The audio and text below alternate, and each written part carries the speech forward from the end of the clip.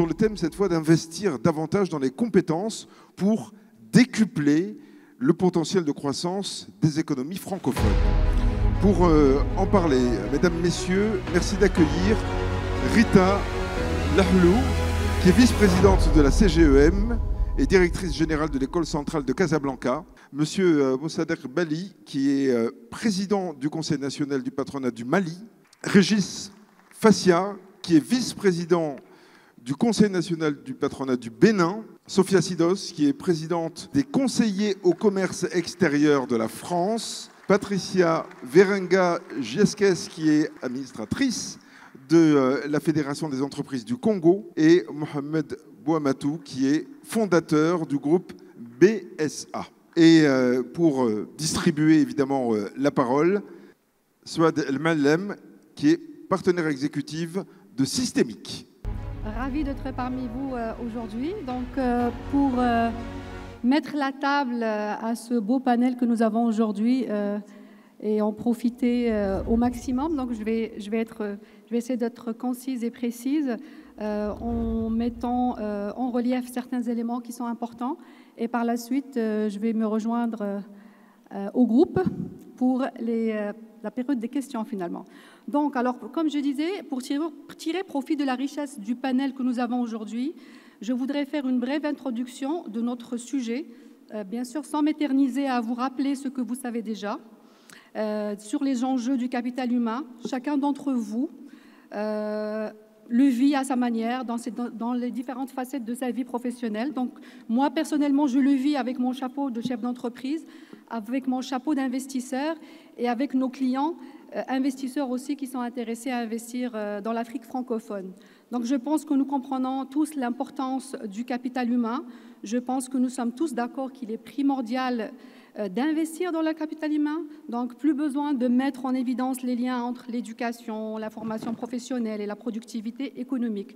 Donc, ces liens sont déjà très clairs. Donc, un capital humain bien instruit et formé constitue une source d'innovation et de créativité en encourageant les talents locaux à concevoir de nouvelles idées, produits et services. Les économies francophones peuvent diversifier leurs activités économiques et créer de nouvelles opportunités de croissance tout en se positionnant à l'avant-garde des évolutions mondiales en cours et à venir. Donc, en investissant dans l'éducation de qualité et la formation professionnelle, les économies francophones ont la possibilité d'améliorer les compétences de leur main-d'œuvre, ce qui les rend plus efficaces et compétitives sur la scène mondiale.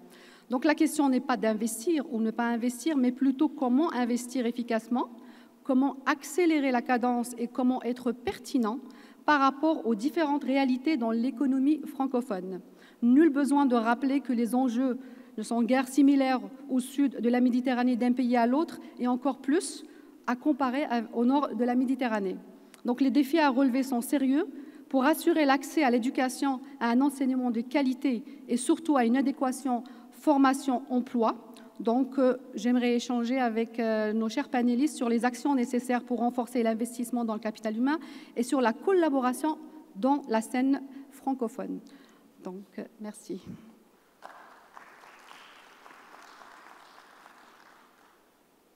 Alors donc, pour commencer, je vais m'adresser à Rita. En fait, je vais vous expliquer un peu comment on va fonctionner aujourd'hui. Ça va être efficace, vous allez voir.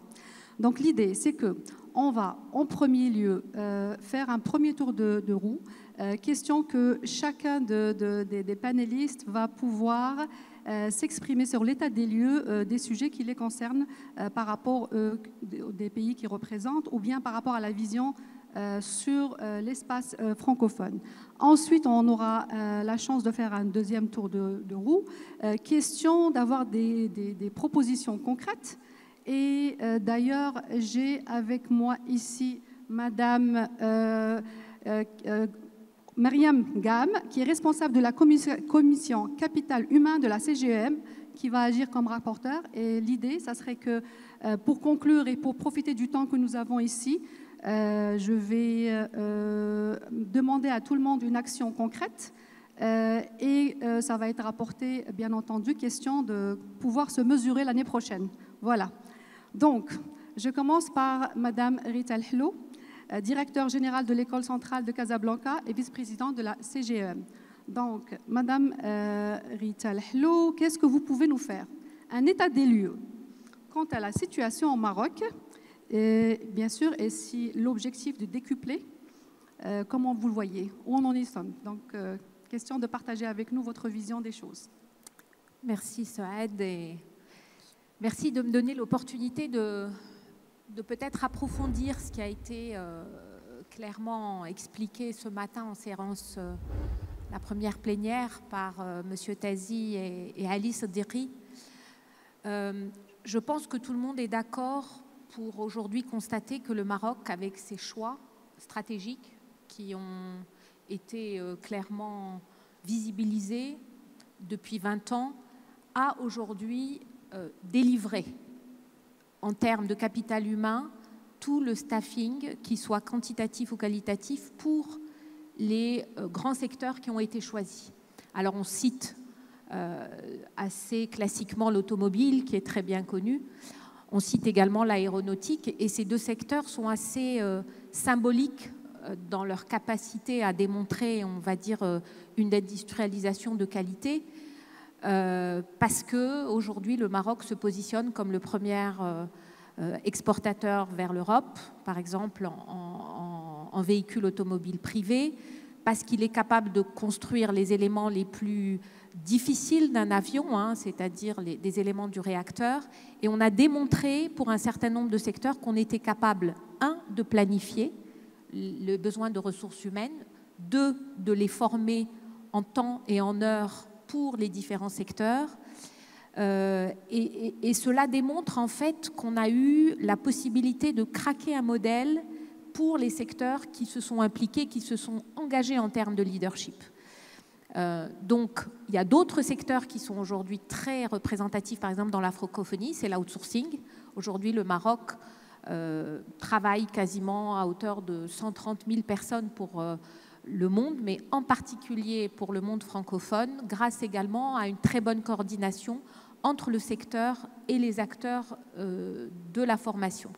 Et puis le dernier peut-être exemple qui n'a pas été cité ce matin, au-delà de la compétitivité, on va dire, de rémunération, au-delà de la capacité de valeur intrinsèque entre les ingénieurs et les techniciens. Le dernier modèle peut-être que je voudrais citer, c'est les IGD, c'est-à-dire les instituts de formation professionnelle qui forment exactement ce dont ont besoin les acteurs sectoriels, parce qu'on leur a délégué, à travers la formation professionnelle, institution d'État, à eux tout le dispositif de choix de curricula, de formation, ce qui donne évidemment un taux d'intégration de plus de 90%, mais qui va exactement donner lieu à une adéquation presque parfaite entre le besoin et la demande. L'enjeu sera de généraliser ces POC, ces proof of concept, à d'autres secteurs pour le monde, et on y reviendra. Ouais, merci. Tout à fait, Rita, merci, parce que justement, l'idée, c'est que s'il y a quelque chose qui fonctionne dans un pays, mais l'idée de l'espace francophone, c'est de pouvoir, si on veut parler de décupler, il va falloir multiplier les expériences réussies. Donc, merci. Alors, ma deuxième question va être à M.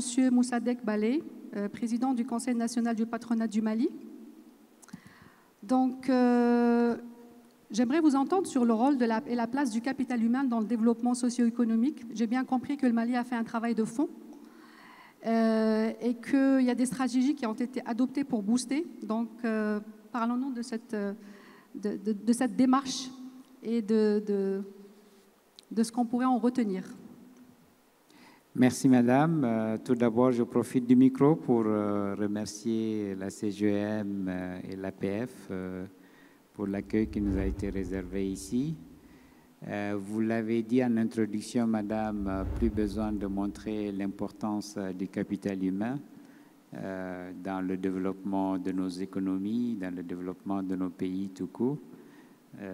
Comme on dit, il n'y a de richesse que d'hommes. Dans mon pays, le Mali, nous avons effectivement, dès que notre bureau s'est installé, le 1er octobre 2022, nous avons mis en place 5 groupes de travail qui ont réfléchi sur les 5 facteurs de compétitivité de toute économie, à savoir l'énergie, les ressources humaines, les infrastructures, la fiscalité et le financement. Et le groupe ressources humaines a fait bien sûr un certain nombre de recommandations que nous avons remises aux autorités de notre pays. Le constat, malheureusement, n'est pas reluisant, puisque le Mali, qui était connu pour avoir un système éducatif de très très bon niveau, et moi-même je suis le fruit de ce système éducatif, l'école de la République, publique, laïque, gratuite, et j'en suis le pur fruit. Malheureusement, mes propres enfants, j'ai dû les mettre dans des écoles privées. Mais surtout, ce que nous avons constaté au niveau de l'économie, c'est qu'avec, bien sûr, la démographie qui est très vigoureuse sur le continent africain, et le Mali n'y échappe pas. Nous sommes 22 millions de Maliens aujourd'hui. Dans moins de 25 ans, nous allons doubler, avec 70% de la population qui a moins de 19 ans. La formation n'a pas suivi, disons l'adéquation de la formation n'a pas suivi.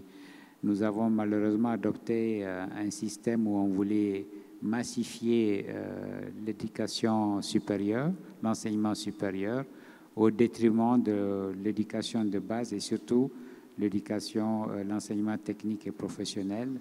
Je dois avouer que quand j'ai écouté madame, je suis jaloux parce que apparemment le Maroc a réussi à régler ce problème d'adéquation, création d'emplois et formation des jeunes pour occuper ces emplois. Donc nous constatons, le phénomène que nous constatons, c'est que les jeunes sortent des universités et ne trouvent pas de travail, donc ça devient des usines à fabriquer des chômeurs. Ouais. Et par contre, nos entreprises créent des emplois et nous avons beaucoup de mal à trouver les compétences sur le marché. Donc la principale recommandation que le patronat du Mali a faite au gouvernement, c'est de renverser la table en matière de système éducatif, de mettre le maximum, je dirais, quasiment 90% de notre budget alloué à l'éducation de base, à savoir que chaque enfant malien ait un minimum 9 ans d'école, et ensuite le reste sur l'enseignement technique et professionnel. Nous sommes par exemple le 3e producteur d'or au Mali, et on n'a pas encore une école des mines au Mali. Peut-être que l'école centrale peut nous aider à créer l'école des mines dans l'ouest de mon pays, la région de Caille. En tant qu'entrepreneur, vous faites un avis, vous voulez un responsable RH, vous allez avoir 2000 dossiers sur votre table, mais vous voulez un mécanicien, un soudeur professionnel dans les mines d'or, ben vous aurez à peine 5 candidatures.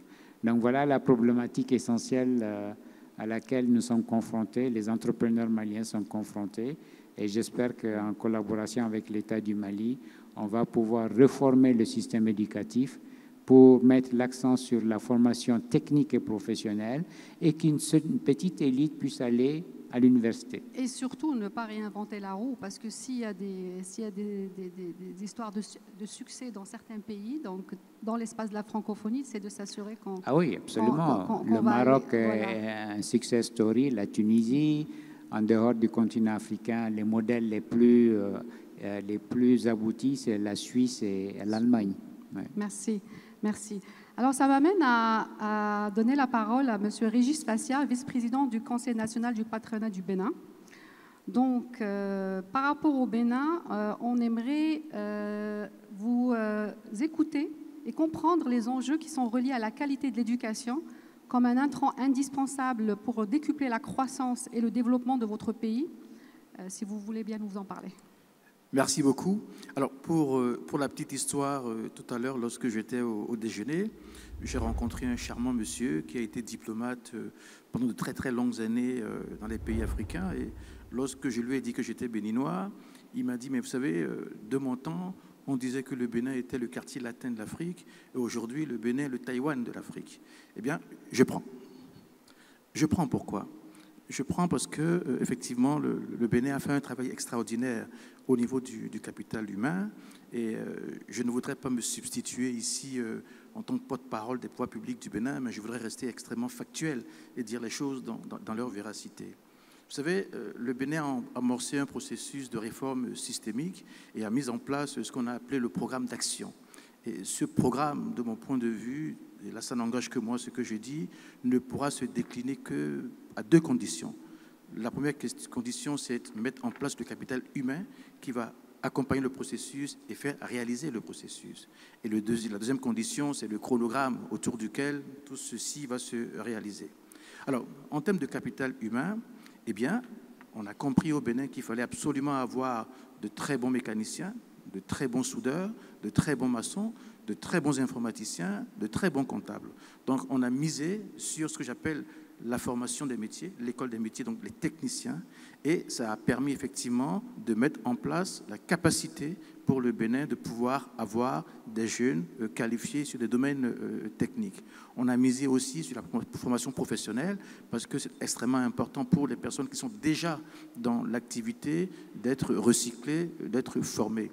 Mais au-delà de cela, il y a une chose extraordinaire que le Bénin a fait, qui fait vraiment partie de ce que j'appelle la particularité du Bénin en la matière, c'est d'avoir été recherché dans tous les pays du monde, l'élite dans tous les domaines d'activité. Eh bien, en la matière, on a fait preuve d'un principe purement agnostique, c'est-à-dire qu'on est allé chercher partout toutes les compétences, quelle que soit leur nationalité, quelle que soit leur origine. Ce qui était important pour le Bénin, c'est de pouvoir réaliser les projets auxquels nous étions confrontés. Alors, je vais rester sur trois exemples. On va prendre le domaine du tourisme, le domaine des infrastructures et le domaine de la digitalisation du service public au Bénin. Alors, au niveau du tourisme, on a décidé de faire du Bénin une destination exceptionnelle et il y a eu un travail extraordinaire qui a été fait là-dessus et le Bénin est allé chercher des compétences extraordinaires pour faire le travail. Aujourd'hui, on a érigé une Amazone qui fait la fierté du Bénin. On a décidé de mettre en place la fresque la plus longue du monde et je sais que pour ça aussi, on est allé chercher les meilleurs artistes du monde entier. Au niveau des infrastructures, eh bien, le Bénin a fait un travail extraordinaire. On a recruté les meilleurs ingénieurs, les meilleurs opérationnels dans le domaine pour véritablement faire en sorte que le programme d'action du gouvernement puisse être véritablement exécuté. Et puis enfin, au niveau de la digitalisation, il y a eu un travail extraordinaire qui a été fait. Je ne sais pas si dans cette salle, il y a des gens qui sont déjà allés chercher le visa pour aller au Bénin. Ça se fait en ligne.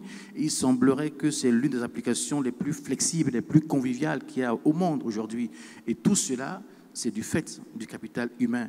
Et je crois que véritablement, ce principe qu'on a amorcé a été tellement porteur que la plupart de la diaspora béninoise qui a été formée dans les plus grandes universités, les plus grandes écoles du monde, ont eu le courage, une fois encore, de venir travailler au Bénin. Donc on a réussi à créer une espèce de couplage entre les nationaux hautement qualifiés et surtout des personnes de nationalités différentes pour vraiment faire avancer notre processus. Et à l'intérieur de ce profil humain qu'on a mis en place, on a bien vu comment est-ce que le Bénin a misé sur la jeunesse. On a bien vu que la plupart de toutes ces personnes qui aujourd'hui ont travaillé au Bénin, c'est des jeunes extrêmement performants, extrêmement doués. Et ce qui est pertinent et novateur dans le modèle béninois, c'est que l'ensemble des recrutements ont été faits de façon déconnectée à tout agenda politique. Ça veut dire que, effectivement, dans notre pays, on a compris que le potentiel humain est extrêmement important et qu'il faut aller le chercher partout où il se trouve. Et juste pour terminer, nous avons un organisme qui est l'un des organismes les plus importants qu'on appelle l'APIEX. C'est l'Agence de promotion des investisseurs et de l'exportation. Aujourd'hui, l'APIEX est une entreprise publique qui est gérée par un jeune homme de 32 ans qui est diplômé de d'X, enfin, il a fait X-1000, et c'est bien la preuve que en matière de potentiel humain, non seulement on donne la chance aux Béninois, on donne la chance à toutes les nationalités, et ça permet aujourd'hui de dire effectivement que le Bénin est devenu le Taïwan de l'Afrique. Merci. Merci Régis, et je vois bien que vous avez cité ce qui va bien, ce qui est bien, on est content de ça. J'aimerais bien que vous réfléchissiez pour le deuxième tour de questions sur ce qui ne va pas bien, et comme ça vous aurez le devoir de nous donner une concrète solution à partager avec nous. Merci. Alors là, je m'adresse à Madame Patricia Veringa Gienske, administratrice de la Fédération des entreprises du Congo, vice-présidente de l'ACCIA et administratrice de l'ONEM. Alors, Madame Patricia, j'aimerais vous entendre sur le groupe de travail sur la formation continue, le GT6, professionnel et certifié, qui est co-dirigé avec le Québec, dont le but est la mise en place d'une reconnaissance et des équivalences des formations professionnelles entre les différents pays francophones. À vous, Patricia. Oui, merci beaucoup, Swad. Bien, effectivement, donc, j'ai le plaisir de co-présider, le privilège même de co-présider avec le Québec, et donc particulièrement avec mon très cher Carl qui se trouve là devant, le groupe GT6, en fait, qui s'occupe de la formation continue, la formation professionnelle. Et en fait, je vais faire peut-être un rapide tour de table. En fait, quand on a créé l'Alliance en 2022, on a signé à Tunis, la plus grande et une des plus fortes demandes qu'il y avait au sein des présidents des patronats, c'était la formation professionnelle, la formation des travailleurs que nous avons dans nos entreprises. C'était la grande difficulté, et ainsi que de ceux que nous voudrions engager. C'était vraiment unanime. Et donc, voilà pourquoi est-ce que ce pilier a été créé, donc le GT6, comme on l'appelle. Et on a constaté tellement de difficultés, tellement de lacunes, mais rien que même entre nous. Comment est-ce qu'on sait que telle ou telle formation professionnelle ou formation qui a été donnée, qu'est-ce qu'elle a comme validité? Qu'est-ce que ça vaut? Est-ce que c'est bien fait? Comment est-ce qu'on connaît les acquis, en fait, qui ont été récupérés par les étudiants, par les travailleurs et autres? Et donc, c'était une des plus grandes faiblesses, en fait, que nous avions identifiées, c'était le fait de ne pas savoir ce que valait chaque formation, diplôme et autres, même formation continue, ce que ça valait. Et donc, voilà pourquoi est-ce que nous avons décidé de pouvoir mettre en place, donc, non seulement le pilier, mais de mettre en place, en fait, un système. Peut-être que j'en parlerai un peu plus tard, peut-être tout à l'heure, je ne sais pas, mais de mettre en place un système. Et c'est vrai que grâce au soutien qu'on a de l'OIF, au travers d'ailleurs du ministère des Affaires françaises et européennes, eh bien, on est en train de travailler, en fait, avec des experts là-dessus. On a 3 experts qui sont engagés pour faire une étude, de manière à ce qu'au sein même, en fait, de l'Alliance, nous puissions trouver des solutions. Et je vais garder évidemment la solution pour après. Je vais vous dire qu'est-ce qu'on fait et comment est-ce que les choses se passent. Voilà. Parfait. Merci, Patricia. J'espère qu'il y aura d'autres groupes de travail qui vont aussi se décupler. Question de donner plus de résultats et de résoudre tous les problèmes qui vont être soulevés. C'est le but, c'est pour ça que nous sommes là, justement. Super. Pour discuter ensemble de problèmes que nous avons en fait tous de manière commune. Voilà. Super, merci Patricia. Alors je m'adresse maintenant à Monsieur Mohamed Bouamatou, fondateur du groupe BSA. Monsieur Mohamed Bouamatou, donc j'aimerais, toujours dans l'esprit de décupler le potentiel de croissance des économies francophones, quelles sont les conditions nécessaires à la structuration d'un système de formation adapté aux différentes réalités africaines? Je vous remercie. Je pense qu'il y a beaucoup de potentialités, mais si j'ai fait le constat, parce que vous avez demandé à faire le constat, je constate que les pays francophones sont beaucoup moins avancés que les pays anglophones dans la même différents secteurs d'activité. Je ne sais pas si c'est à cause de la culture d'un système jacobin ou la culture des pays anglo-saxons.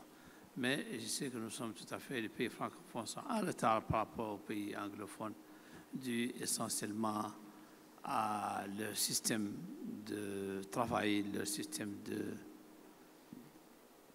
et qu'on pouvait changer beaucoup de choses. Ce que je pense que pour que cela puisse être corrigé rapidement, je pense que la France, qui est un grand actionnaire de la Banque africaine de développement, et le Canada, d'exiger de la Banque africaine de développement et de l'Afreximbank d'investir dans les pays francophones autant qu'ils investissent dans les pays anglophones. Ce n'est pas le cas aujourd'hui. Tous les financements de la BAD, les 3/4 ou les vont dans les pays anglophones. Les responsables qui sont nommés, les cadres, les 3 quarts sont des anglophones, ce n'est pas des francophones. Il y a ici un déséquilibre et il y a, je dirais, même une injustice dans cet aspect. Pour les pays francophones, je pense qu'ils ont eu la chance d'avoir 2 choses. Ils communiquent dans une langue. Sans le français, certains pays francophones n'auraient pas communiqué parce que c'est beaucoup d'ethnies, beaucoup de divergences, beaucoup de choses, mais ils communiquent dans une langue. Et ils ont une monnaie, Afrique de l'Ouest et Afrique centrafricaine, le CFA. On me dit que le CFA n'est pas, quand l'euro est très fort et que ce n'est sans doute pas les exportations, c'est exact, mais je suis sûr qu'on pouvait trouver un mécanisme tout à fait différent pour limiter ou amortir cet ensemble. Je souhaite que dans les pays francophones, nous ayons l'égalité des chances entre les citoyens devant l'emploi, devant l'éducation, devant la formation, surtout devant la justice. Les pays anglophones ont plus d'égalité des chances chez eux que chez nous. Je souhaite aussi que les puissances des pays francophones tels que le Canada et la France expliquent à leurs entreprises et à un ensemble de choses et de leurs intervenants qu'ils ne doivent pas faire en Afrique ce qu'ils ne peuvent pas faire chez eux. Il ne faut pas qu'ils fassent en Afrique ce qu'ils ne peuvent pas faire au Canada. Ils ne peuvent pas faire en Afrique ce qu'ils ne peuvent pas faire en France ou ils ne peuvent pas le faire en Europe. Ils doivent s'abstenir. Dans les pays francophones, il y a énormément de documents, de papiers, de paperasse, de juridictions, de lourdeur. Ça n'existe pas dans les pays francophones. On doit se débarrasser de ces lourdeurs et mettre dans un système de régime commun pour ceux qui vont faire l'industrie ou pas. Je suis d'accord avec l'intervenant béninois qui a orienté les Bénins vers la formation professionnelle pour répondre à un besoin réel. Je ne vais pas répéter ça. Ce qu'il a dit est exact. Ça fait partie des mots qui existent dans les pays francophones. Les gens font beaucoup de littéraire, ils ne font pas beaucoup d'électricité, ils ne font pas beaucoup de mécanique, ils ne font pas beaucoup de choses. Et je souhaite aussi que dans les pays francophones, qu'on choisisse. Ou on fait les affaires, ou on fait la politique. On ne fait pas les deux. On n'a pas le droit de concurrencer les politiques si nous sommes des affaires.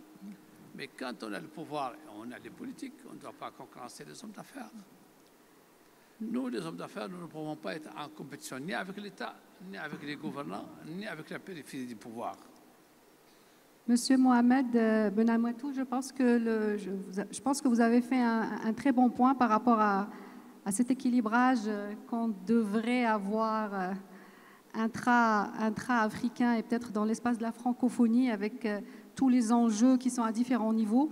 Je conçois bien, puis peut-être aussi à la fin, quand ça sera la dernière question, c'est peut-être d'arriver avec une proposition précise qui nous permettrait peut-être de voir une solution. Je continue. Il y a des pays dans la zone francophonie où le taux de réussite au bac est de 10%.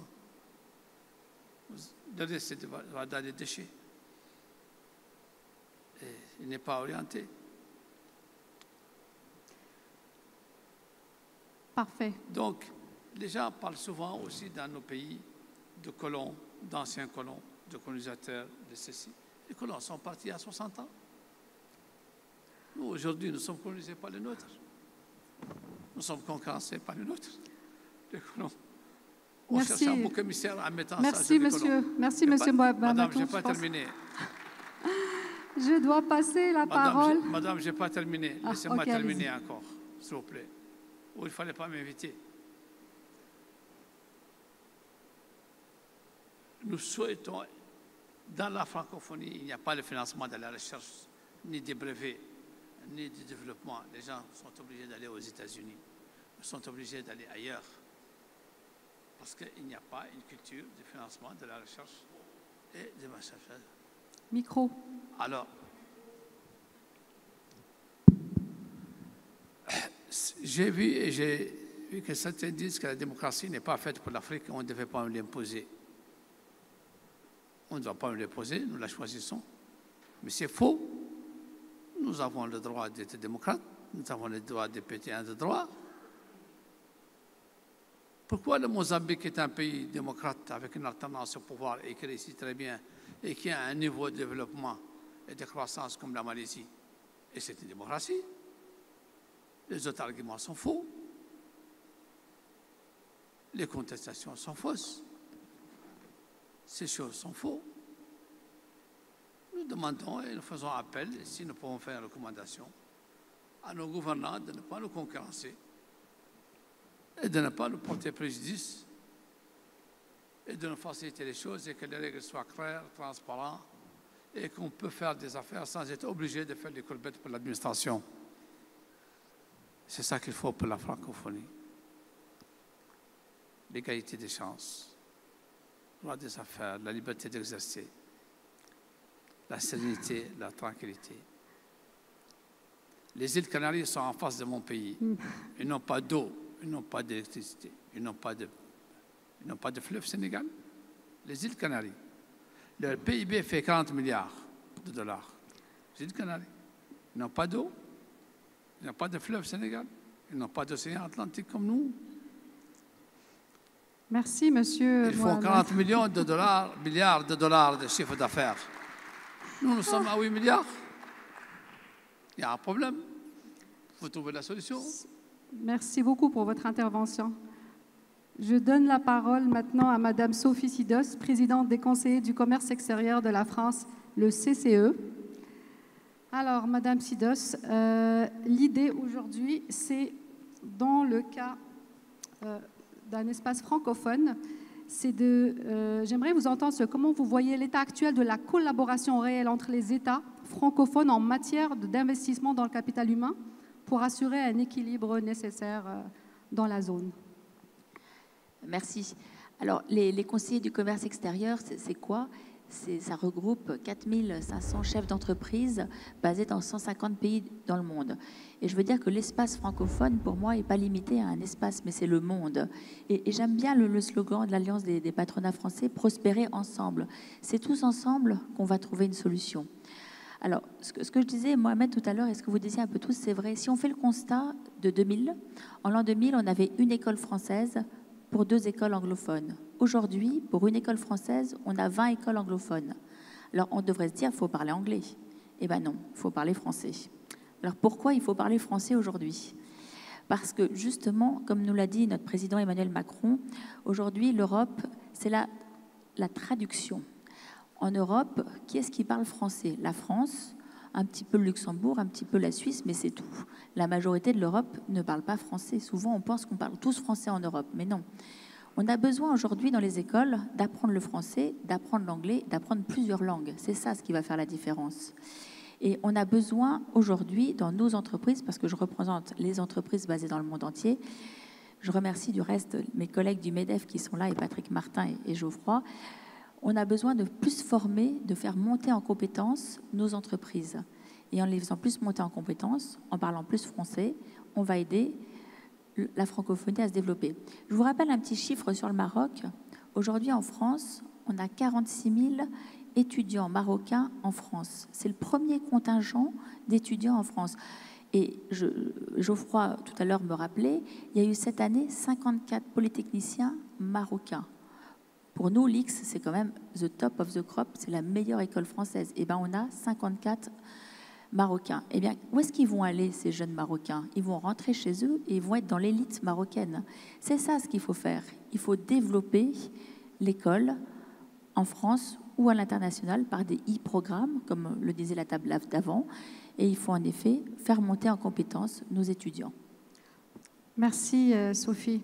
Donc, je pense qu'on a fait le premier tour des questions qui sont plus reliées à plus un état des lieux par rapport à certains sujets en particulier.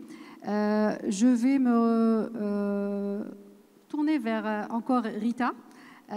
pour lui poser la question suivante. C'est finalement, fort de cette expérience et l'évolution, quel chemin reste au Maroc à parcourir pour, si vous avez des recommandations, surtout par rapport aux synergies, Rita, synergies qu'il faut tabler dans l'espace francophone.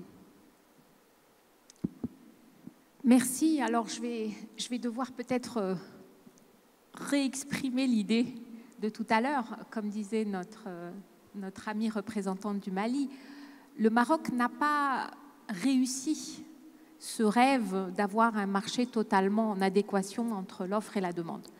Ce que j'ai dit, c'est que nous sommes arrivés, pour certains secteurs qui ont été considérés comme stratégiques, de le faire. Donc, nous pensons avoir compris un certain nombre de mécanismes qui se sont appliqués et qui ont réussi à faire de ces secteurs de véritables success stories mondiales. Notre enjeu aujourd'hui, c'est d'arriver à faire la même chose sur l'ensemble du contingent. Le Maroc compte aujourd'hui à peu près 13 millions de jeunes, moins de 34 ans, qui sont dans la situation de pratiquement tous nos pays, à savoir, comme disait Madame la secrétaire générale ce matin de l'OIF, c'est le défi de l'employabilité et le défi de l'emploi.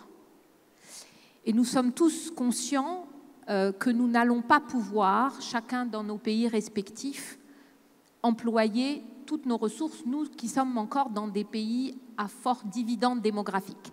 Je voudrais juste prendre 2 secondes pour parler de ce sujet qui a toujours été, je crois, la caractéristique africaine. Il faut savoir qu'au Maroc, cette année, nous sommes passés en dessous du taux de remplacement, le fameux 2,2 enfants par femme. Nous sommes en dessous. Donc aujourd'hui, on est dans l'équilibre du remplacement. Mais évidemment, il nous reste un très beau dividende à travailler. Et le challenge marocain, c'est la réforme de l'éducation nationale et de l'enseignement supérieur, sur lequel nous avons beaucoup d'espoir, parce que nous avons aujourd'hui, là aussi, de bons pilotes en cours de déploiement. La deuxième idée, c'est que si nous réussissons le défi de l'employabilité, à savoir la capacité à former au très bon niveau ces gens, nous sommes soumis aujourd'hui à un deuxième problème qui est le défi de la fuite des cerveaux. Je voudrais vous donner juste quelques chiffres sur le Maroc. Nous perdons tous les ans 10% des ingénieurs formés par an. Ça représente 3 écoles d'ingénieurs par an. Nous perdons 20% de nos talents digitaux par an. Nous en formons 7 000, nous avons vocation à en former 50 000 d'ici 2030, mais ils partent. Nous perdons 30% de nos médecins formés par an. Donc vous voyez que notre problème, c'est non seulement de couvrir nos besoins, mais quand vous les formez bien, ils sont appelés par une forme d'attraction naturelle et nous sommes évidemment dans l'obligation d'accepter cette mobilité humaine. Donc aujourd'hui, c'est quoi le sujet? C'est d'arriver à faire que des pays comme les nôtres, qui ont des ressources humaines potentiellement de qualité, soient formés de la meilleure qualité possible pour qu'ils puissent répondre à nos défis économiques. Et le Maroc a justement la chance d'avoir de très très beaux projets autour de l'énergie, autour de la mobilité, autour du numérique, autour de la pharma, etc. Mais nous sommes aussi capables de fournir les ressources en adéquation avec les besoins des autres pays, et en particulier de la francophonie, parce que nous formons en français en majorité. Et donc ce challenge, aujourd'hui, en tant que, par exemple, institution de formation, nous sommes pragmatiques, c'est-à-dire que nous n'avons pas d'autres chose à faire que de former de plus en plus de monde et de qualité pour fournir les besoins locaux et internationaux.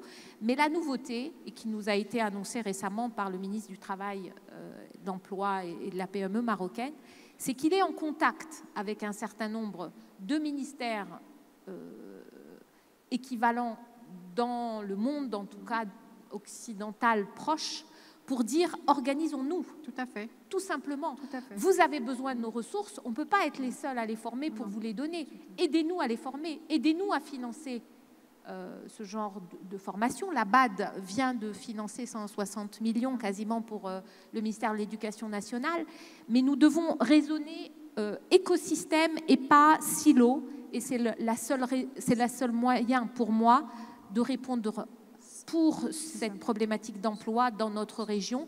Et évidemment, dans la francophonie, ça sera beaucoup plus naturel et facile. C'est clair, et ça prend il faut trouver le modèle équitable, parce qu'aujourd'hui, ça paraît injuste, ce que vous dites, et puis un modèle équitable pour être périn, et tout le monde devrait être gagnant. C'est ça, on parle depuis ce matin de win-win, mais il faut s'asseoir et le faire.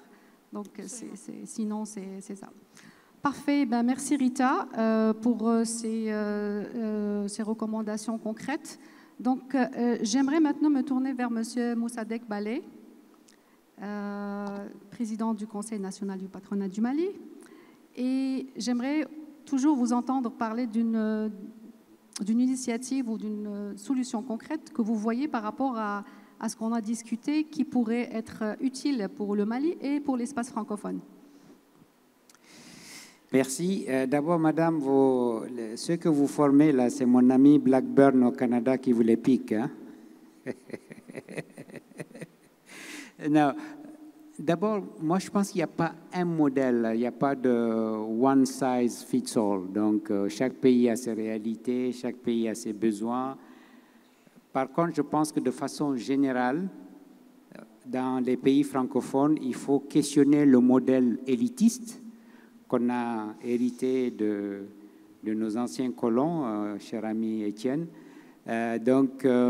où il fallait massifier l'enseignement supérieur. Je pense que ça a été un échec patent dans la plupart de nos pays, et c'est pour ça que je salue l'initiative du président Talon au Bénin, qui a compris que pour que nous puissions donner des graphiques, il fallait avoir très peu de jeunes qui vont dans l'enseignement supérieur, et puis qui est renforcé au niveau de l'éducation de base et de l'enseignement technique et professionnel.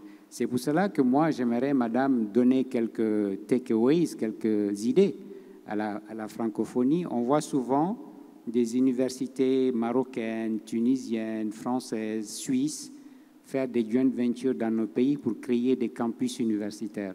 Ça ne sert à rien. Par contre, on ne voit pas les écoles d'enseignement technique et professionnel du Maroc, de la Tunisie, de la France, venir s'installer sur nos territoires, ouvrir des écoles et former nos jeunes à la mécanique, à la menuiserie. C'est ça que nous souhaiterons voir, et c'est la recommandation que nous faisons. Deuxièmement, vis-à-vis, à l'endroit des décideurs politiques, financer l'enseignement technique et professionnel. Lorsque nos gouvernements viennent vers vous pour dire « est-ce que vous pouvez nous financer une université ?» Dites non.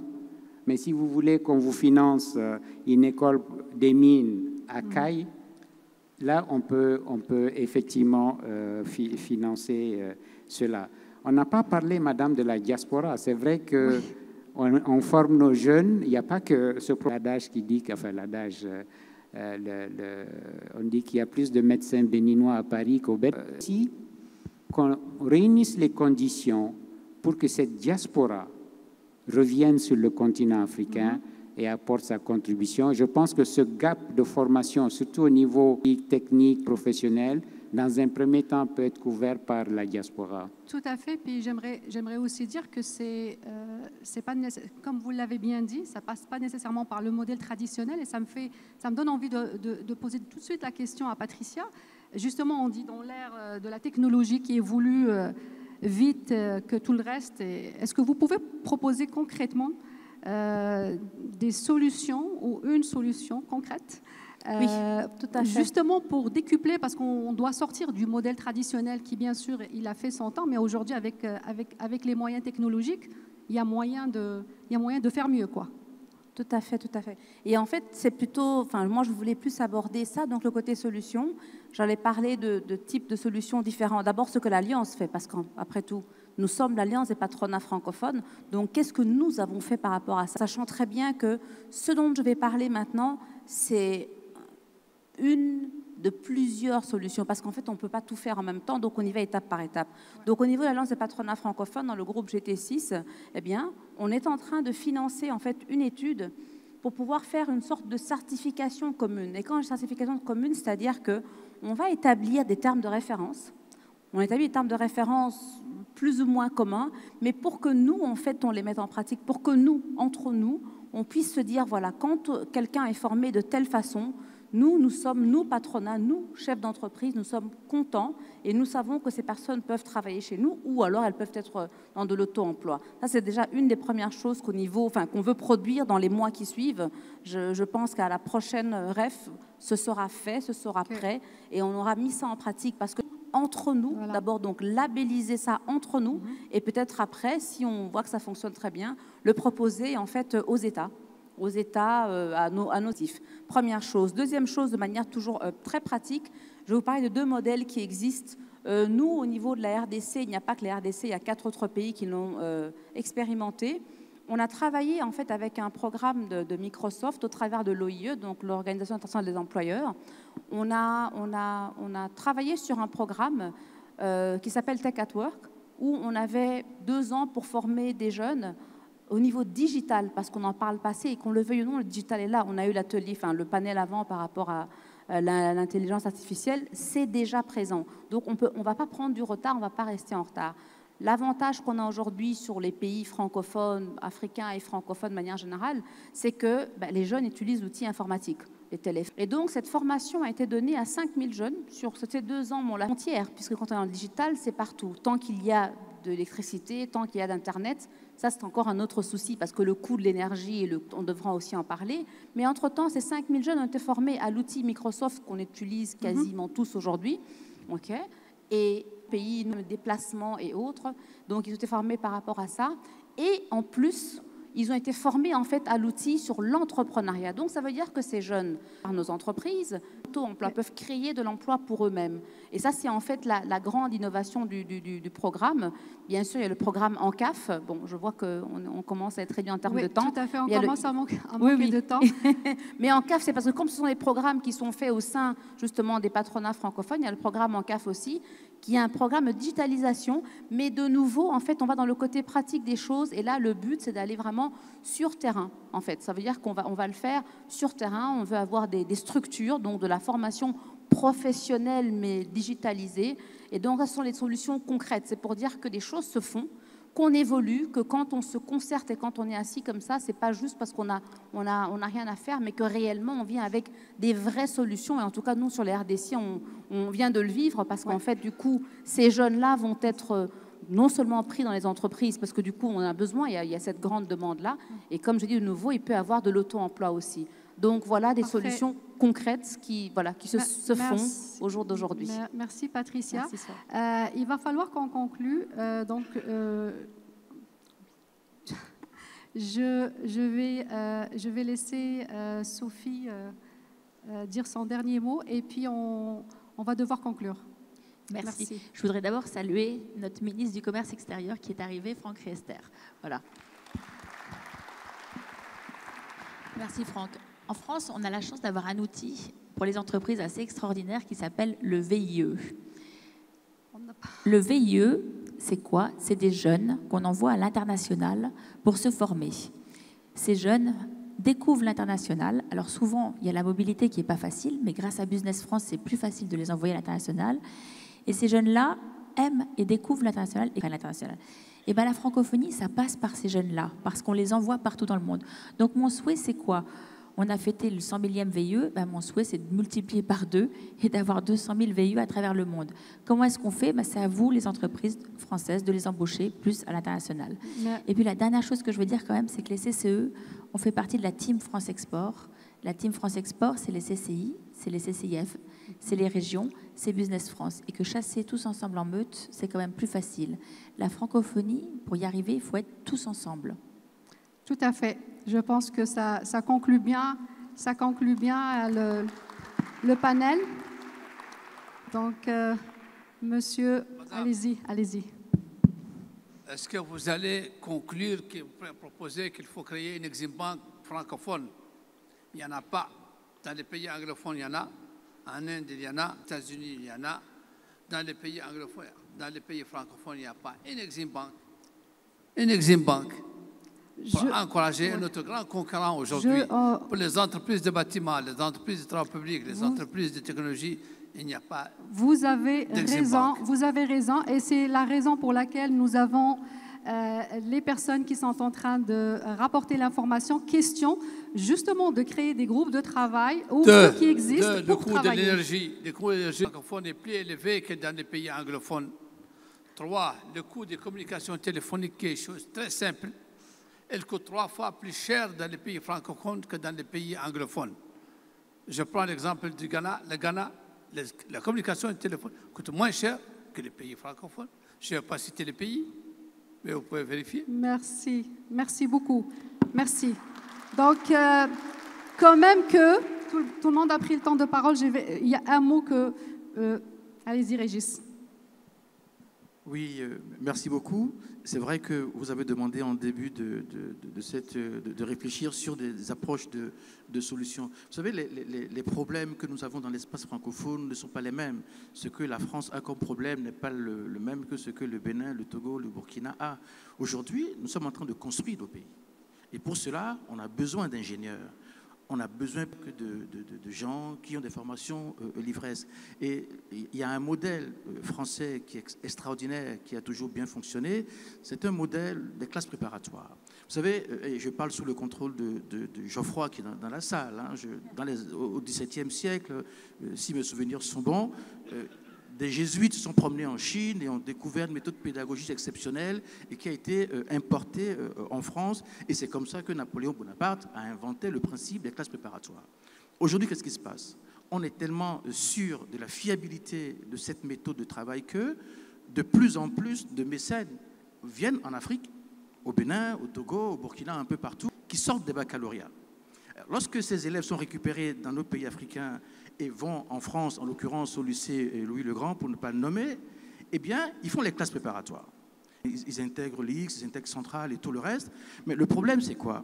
C'est qu'une fois que ces jeunes extrêmement brillants des pays africains qui ont été récupérés, un peu comme ça se fait dans le marché du football, un peu comme du mercato, eh bien, ils intègrent les grandes écoles. Et à la fin, qu'est-ce qui se passe? Eh bien, les mêmes mécènes essayent de les positionner dans toujours au détriment de l'Afrique. Il s'agit là d'un dysfonctionnement qu'il faut corriger et permettre aussi aux pays africains de récupérer leur capital humain et de faire développer, de faire bâtir notre continent. Merci beaucoup. Merci Régis. Merci à tous. Comme vous voyez, c'est un sujet qui est chaud. Il y a plusieurs éléments qui sont importants. Je pense qu'on a adressé ce qu'on a pu, mais je pense que le travail ne se fait pas durant la REF nécessairement. Merci à tous. Merci beaucoup. Merci pour ces échanges.